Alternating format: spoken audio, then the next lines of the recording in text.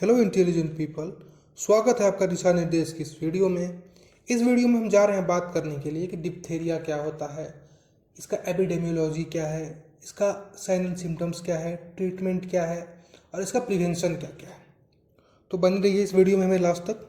सबसे पहले हम बात करते हैं कि डिप्थेरिया है क्या। तो diphtheria is an acute infectious disease of childhood characterised by local inflammation of the epithelial surface, formation of membrane and severe टॉक्सिमिया।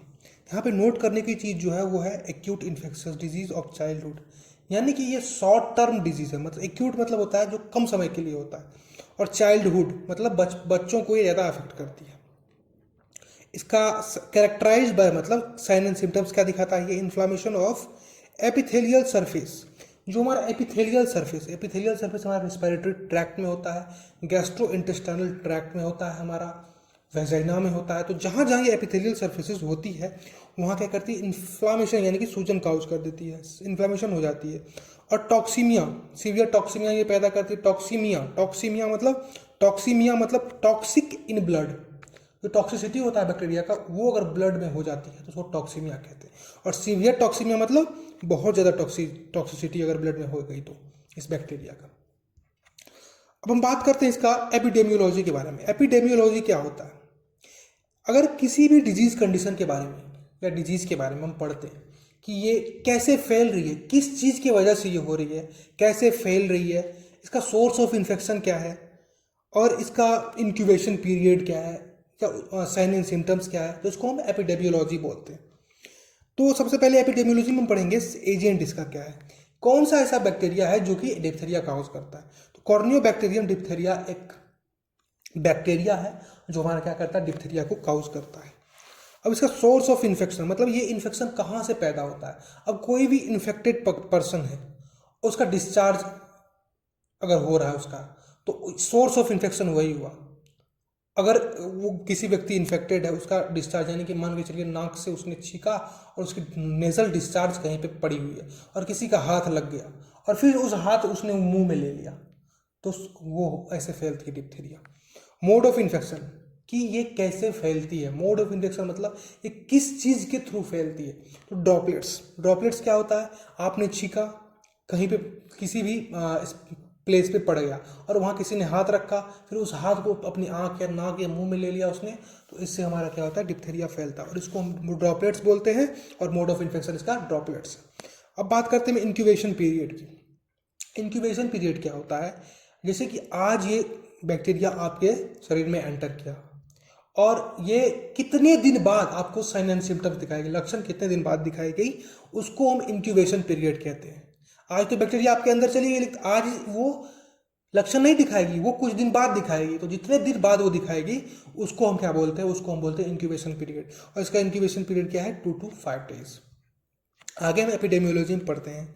Diphtheria occurs more often autumn and winters. Preschool age children are especially vulnerable to develop diphtheria. अब हम बात करते हैं कि diphtheria कब ज़्यादा होती है। ऑटोमन मतलब गर्मी और सर्दी के बीच में जो मौसम होती है, गर्मी और सर्दी के बीच में जो मौसम होती है ना, उसको हम ऑटोमन बोलते हैं। और इस वाली मौसम में डिप्थेरिया होने के चांसेस ज़्यादा होते हैं और विंटर्स में भी ज़्यादा होते हैं। प्री स्कूल चिल्ड्रन यानी कि 5 साल के जो बच्चे हैं उसको ज़्यादा चांसेस होती हैं ये चीज़ें डेवलप करने की, डिप्थेरिया डेवलप करने की।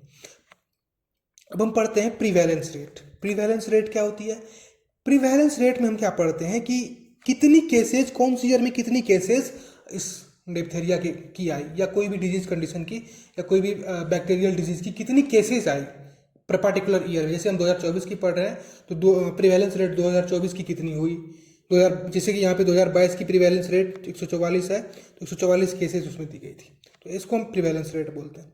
अब इसका हम क्लिनिकल फीचर्स यानी कि साइन एंड सिम्टम्स क्या है, साइन एंड सिम्टम्स क्या है।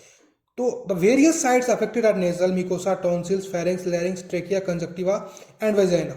कौन कौन सी साइट अफेक्टेड होती है, जो डिप्थेरिया होती है वो कौन कौन सी साइट मतलब कौन कौन सी जगह हमें अफेक्ट करती है। नेसल म्यूकोसा, जो नेसल म्यूकोसा नाक में जो म्यूकोसा है उसको ये अफेक्ट करती है। टॉन्सिल्स, जो हमारा टॉन्सिल है उसको अफेक्ट करती है। फेरिंक्स, लैरिंक्स, ट्रैकिया, कंजक्टिवा जो हमारा आंख में होता है उसको, एंड वेजाइना को अफेक्ट करती है। और ये इसका साइन एंड सिम्टम्स क्या है, इन अलग अलग जगहों के अनुसार अलग अलग साइन एंड सिम्टम्स है। तो अलग अलग जगहों के अनुसार हम अलग अलग साइन एंड सिम्टम्स पढ़ेंगे। तो पहले हम पढ़ लेते हैं नेसल डिप्थीरिया, मतलब नाक को अफेक्ट कर रहा है। नाक को अफेक्ट कर रहा है तो नेसल डिस्चार्ज तो पक्का होना है। माइल्ड फीवर, क्योंकि ये बैक्टीरिया की वजह से हो रही है तो इसमें फीवर तो होना ही है। टेम्परेचर इंक्रीज होगा ही, क्यों? क्योंकि हमारा इम्यून सिस्टम हमारा एक्टिवेट हो जाता है तो हमारा टेम्परेचर राइज हो जाता है। नेसल डिस्चार्ज होगा। उसके बाद the affected nostrils get obstructed and there is difficulty in breathing. तो जो हमारा जो नाक को, जिस नाक के मिकोसा को इसको ये क्या करेगी, अफेक्ट करेगी, वो वहाँ पे हमारा इन्फ्लामेशन हो जाएगा। और जब इन्फ्लामेशन हो जाएगा तो नोस्ट्रिल्स क्या ऑब्स्ट्रक्ट हो जाएगी, तो छेद है उसमें, आपको सांस लेने में दिक्कत होगी। और दिक्कत होगी तो डिफिकल्टी इन ब्रीथिंग, इसी को बोलते हैं सांस लेने में दिक्कत। अब हम पढ़ते हैं लैरेंजियल डिप्थीरिया के बारे में। लैरेंजियल, लैरेंक्स को हम क्या बोलते हैं? वॉइस बॉक्स बोलते हैं। वॉइस बॉक्स बोलते हैं लैरेंक्स को। तो लैरेंक्स डिप्थीरिया, लैरेंक्स को जब अफेक्ट करेगी तो क्या क्या इसका साइन एंड सिम्टम्स होगी। नॉइजी एंड डिफिकल्ट ब्रीथिंग, जो नॉइजी वॉइस होगी, क्योंकि लैरेंक्स को वॉइस बॉक्स बोलते हैं और ये बोलने में मदद करता है। तो नॉइजी अगर क्यों होगा, क्योंकि ये वॉइस बॉक्स को ही हमारा अफेक्ट कर रहा है। डिफिकल्टी ब्रीथिंग में डिफिकल्टी होगी।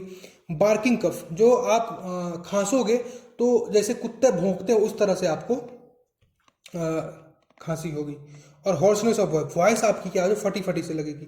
प्रोग्रेसिव स्ट्राइडर, मतलब सांस लेने में दिक्कत जो है वो बढ़ते जाएगी। और if obstruction is not relieved, child में develop to suffocation and heart failure. अगर इसको ठीक नहीं किया गया तो चाइल्ड का सफोकेट हो जाएगा, उसको सांस लेने में दिक्कत हो जाएगी और हार्ट फेल होकर के वो मर जाएगा। उसके बाद हम tonsillar and pharyngeal diphtheria. Tonsils को अफेक्ट कर रहा है, फेरेंक्स को अफेक्ट कर रहा है। तो इनिशियली एनोरेक्सिया, क्यों एनोरेक्सिया, मतलब भूख नहीं लगना। भूख क्यों नहीं लगना, क्योंकि टॉन्सिल्स को अफेक्ट कर रहा। जब वो बच्चा खाएगा तो उसको गले में दर्द होगा तो वो खाएगा नहीं, तो भूख कैसे लगेगी उसको। मेलाइज, मतलब बहुत ज़्यादा थकावट लगेगी। लो ग्रेड फीवर होगा, इसमें फीवर तो होगा ही लेकिन लो ग्रेड फीवर, मतलब कम रहेगा। Sore throat and difficulty in swallowing, जैसा कि मैंने बताया कि गला तो उसका सूखा रहेगा क्योंकि उसका टॉन्सिल को अफेक्ट कर रहा है। और डिफिकल्टी इन स्वेलिंग, उसको निगलने में दिक्कत होगी। अब हम बात करते हैं रिस्पिरेटरी डिप्थीरिया में रिस्पिरेटरी सिस्टम जो हमारा है उसको अफेक्ट, ट्रैकिया को अफेक्ट करेगा ये हमारा। तो इसमें क्या होगा, ब्रीथिंग डिफिकल्टी। जो जब हमारा रिस्पिरेटरी सिस्टम को अफेक्ट कर रहा है तब हमको क्या होगा, ब्रीथिंग में डिफिकल्टी होगी, हस्की वॉइस, फटासा वॉइस, स्ट्राइडर, सांस लेने में दिक्कत। एनलार्ज लिम्फ नोड, जो हमारे आसपास की लिम्फ नोड होगी वो क्या हो जाएगी, बड़ी हो जाएगी। हार्ट रेट क्या होगा, इंक्रीज हो जाएगा। नेसल ड्रेनेज होगा, नाक से ड्रेनेज होगा। स्वेलिंग ऑफ पैलेट क्या है, जीभ के अपोजिट ऊपर साइड में जो आपका पैलेट, शॉर्ट पैलेट है, उसमें क्या हो जाएगी, स्वेलिंग हो जाएगी। और इसका कंबाइंड साइन एंड सिम्टम्स हम पढ़ लेते हैं। डिप्थीरिया का कंबाइंड साइन एंड सिम्टम्स पढ़ लेते हैं। क्या क्या है, माइल्ड फीवर तो होगा ही। नेसल डिस्चार्ज, नाक से डिस्चार्ज आपने सब में पढ़ा होगा ही। सोर थ्रोट, गला सूखेगा। कब सूखेगा, जब हमें फेरेंक्स, लैरिंक्स या हमारा जो टॉन्सिल उसको अफेक्ट करेगा तो क्या होगा, सोर थ्रोट यानी गला सूखेगा। डिफिकल्टी इन स्वेलोइंग, जब हमारा टॉन्सिल को अफेक्ट कर रहा है, फेरेंक्स को अफेक्ट कर रहा है तो डिफिकल्टी इन स्वेलिंग हो रही है। मेलाइज, मतलब थकावट लगा रहेगा, चक्कर देगा उसको। अब इसका डायग्नोस्टिक एवेल्यूशन हम कैसे पता करेंगे कि इसको डिप्थीरिया हुआ। हमारे पास कोई बच्चा है, हम कैसे पता करेंगे कि उसको डिप्थीरिया हुआ। तो इसके लिए स्मीयर टेस्ट होता है। जैसे कि लीजन्स जो होती है डिप्थीरिया में, उससे हम स्मीयर लेते हैं, मतलब वहाँ का एक टिश्यू लेते हैं और उसको क्या करते हैं, बेसिली और Albert's stain, diphtheria Albert's stain में हम क्या करते हैं, उसको पता करते हैं, एल्बर्ट्स स्टेन करवाते हैं। एक प्रोसेस, डायग्नोस्टिक प्रोसेस है जिससे हम क्या करते हैं, पता करते हैं कि ये बैक्टीरिया मौजूद है या नहीं है। और इसमें क्या होगा, WBC काउंट इंक्रीज हो जाएगा। WBC count and raised protein cells in CSF case of neuritis, मतलब WBC तो इंक्रीज हो जाएगा, कोई भी बैक्टीरिया आ रहा है WBC इंक्रीज होगा ही।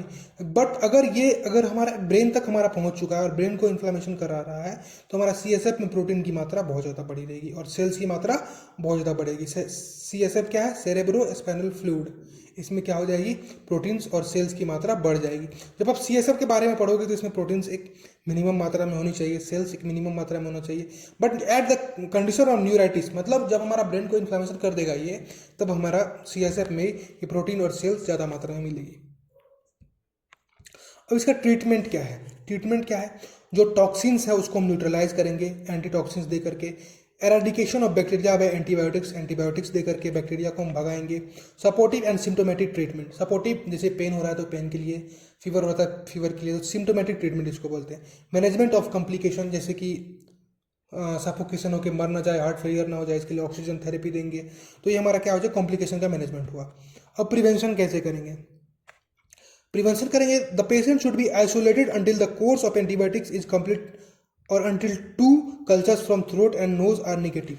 कब करेंगे इसको? प्रिवेंशन क्या करेंगे हम इसका? तो जो पेशेंट है उसको हम आइसोलेट कर देंगे। कब तक आइसोलेट करेंगे? जब तक उसका दो बार अगर हम स्मीयर टेस्ट कराएंगे, स्मीयर टेस्ट मैंने आपको बताया, अगर वो 2 बार में निगेटिव आ जा रहा है तब उसको हम क्या करेंगे, आइसोलेशन से हटाएंगे, वरना आइसोलेट करके नहीं। इसके लिए एक वैक्सीन दिया गया है, डीपीटी वैक्सीन है, वो लगाना है, इसका बूस्टर डोज भी आता है, यही सब इसमें डिस्कस किया हुआ है। आशा करता हूँ आपको ये समझ में आया होगा, आप अच्छी तरह से समझ पाए होंगे डिप्थीरिया क्या होता है। और हमारे चैनल को सब्सक्राइब करें ऐसे ही अच्छी वीडियो देखने के लिए। बहुत बहुत धन्यवाद आपको इतने लास्ट तक बने रहने के लिए।